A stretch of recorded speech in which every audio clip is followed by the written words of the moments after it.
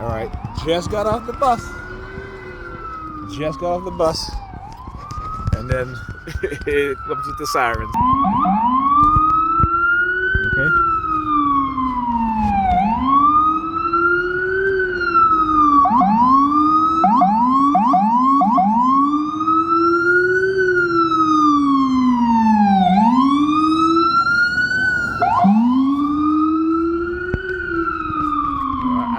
I didn't even see the unmarked van with the sirens on, with the lights on. But anyway,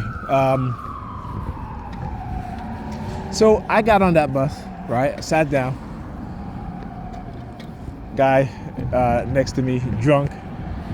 He's talking about, oh, they stabbed up this white man, 20-something times, and they gave the person X amount of years. I'm like, yeah, okay, all right, whatever, hey. Then he goes on, man, they raping 5-year-old babies and all this stuff and all that. And I'm just like, oh, okay, this is one of those conversational, the sort of subliminal shots, the subliminal message, right? First of all, never raped anybody, never stabbed anybody, never sexually abused anybody, never assaulted anybody, okay, unless it was self-defense. Okay, and I'm talking about in my teenage years, okay? All right, we used to fight, you know what I'm saying? So, when they want to try to create certain narratives and all this shit, it's like, I have to laugh because, again, I want people to understand, particularly men, particularly black men, we need to understand this, okay? That they have turned our women against us. They have created situations in which they try to entrap us using drugs, using psychological manipulation, using technology to condition our minds a certain way, okay? Gotta be aware of that. Two, when it comes to dealing with Christians, religious Christians, their whole belief system is one of suffering, sacrifice, and the shedding of blood. Okay? So they will do whatever it takes, right? Whatever it takes to manipulate you so that you suffer, so that you would sacrifice your children, your family, your loved ones, right?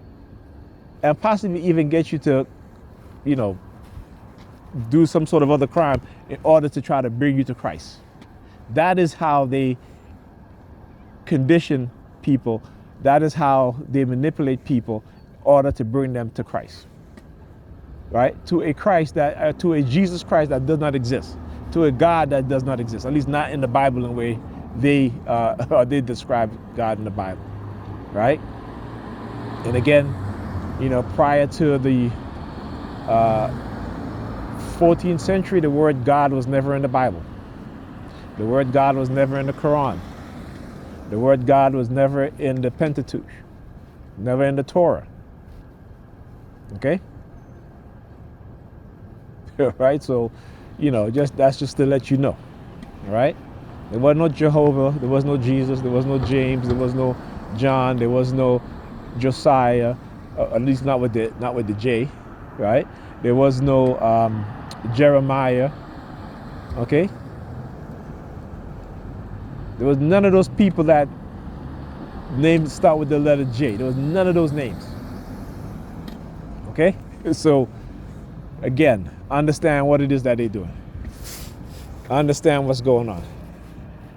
Right? And as black men, we need to be very, very careful because 87% of our women are religious. They're Christians. Okay? It shows you how much Christianity have our women under that banner, right? And what they would do in order to try to manipulate us men so they can cause suffering, they can cause, whatever.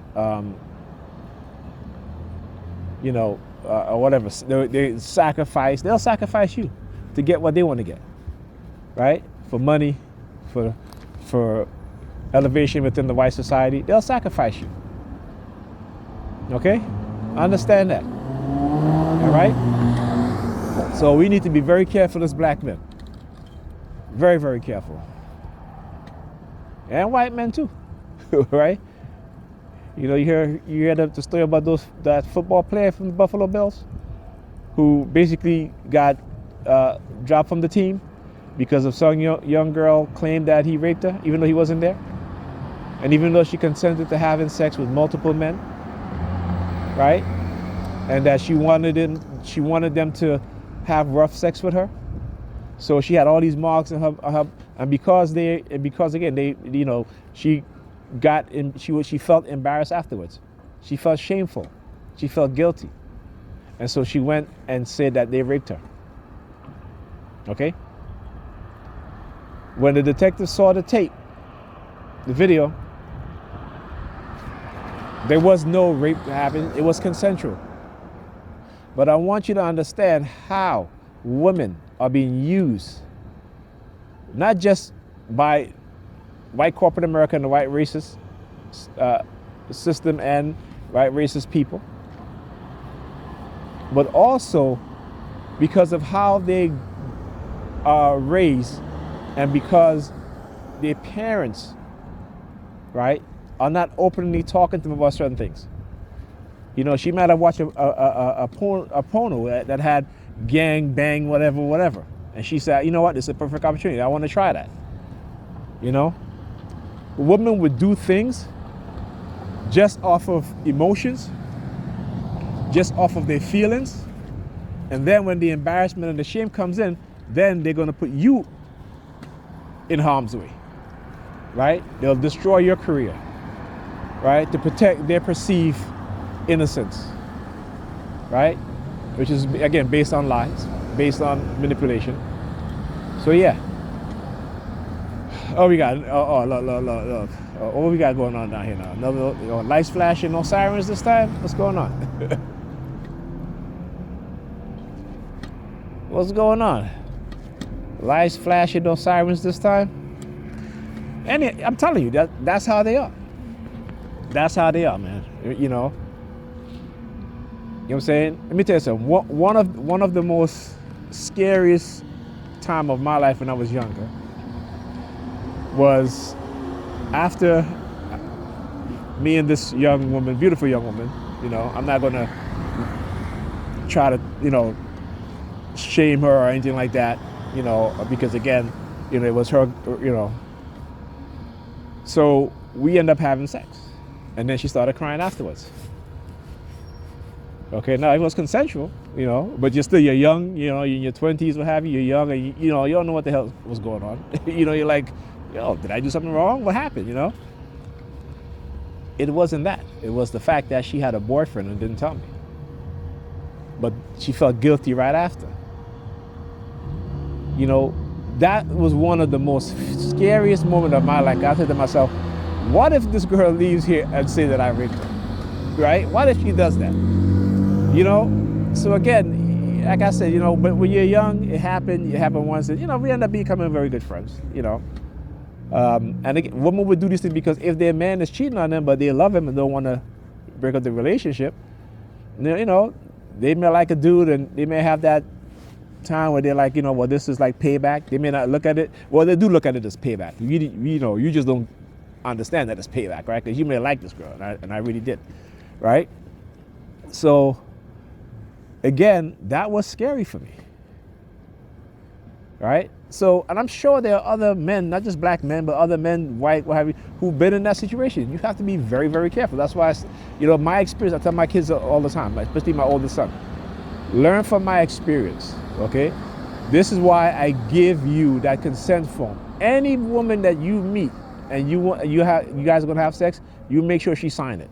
You make sure she sign it. You get a verbal consent, you get a written consent, let her sign her name on it, and also you record her consent.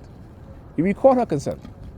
You know, this is the type of society how men will have to move going forward, because women have been weaponized against us.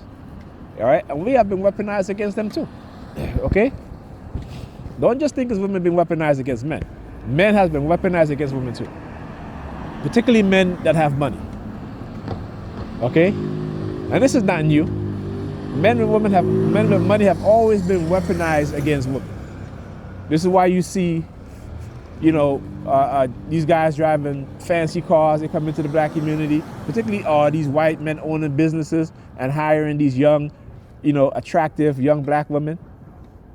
Right? And a lot of times they're sleeping with them. And these men are married. They go home to their wives and their children. But when that store is about to close down, they have, or they're closing that store, they, before they leave, they're in the back having sex with that young black female. Okay? That's what a lot of white men do who have businesses within the black community. And you will see within the black community when you have businesses, particularly clothing stores, you'll see the vast majority of people working in there are younger black women. Attractive younger black women. Okay? Right? Putting you all up on some game, white women who are married to some of these men. Putting you up on some game. Your husbands are screwing those young black women in the stores. Okay? Yeah. So again, the weaponization of men against women, right? And so now when that young woman who is sleeping with her boss, be giving her some extra money on the side, she's not gonna want you, right? You're not making, you know what I'm saying? You're not, you don't own a business. You're not giving her money like that, because women, particularly black women, fail to understand black socioeconomics, particularly black men's socioeconomic status in this country. Okay, that's why they have a warped sense of how much money men make.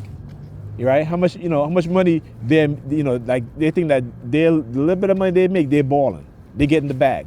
You know what I'm saying? And it pains me. It pains me when I hear young black women talk about, I'll get in the bag. You ask, how much money do you make? Oh, I make 50,000. That's not a bag, my dear. But how much money do you want your man to make?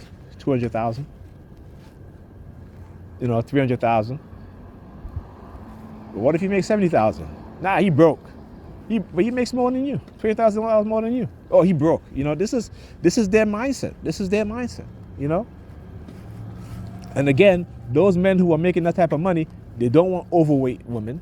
They don't want women with a whole bunch of tattoos on them. They don't want women wearing these wigs and weaves, all these different colors.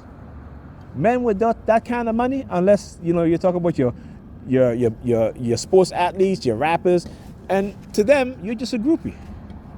You're just a jump off. Okay? But women will put themselves out there for attention and for recognition. Okay? And not only would they put themselves in harm's way, but they'll put you and I as men in harm's way. And particularly black women.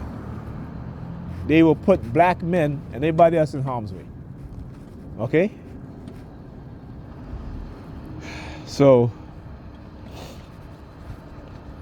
and too many of us in the black community have childhood trauma.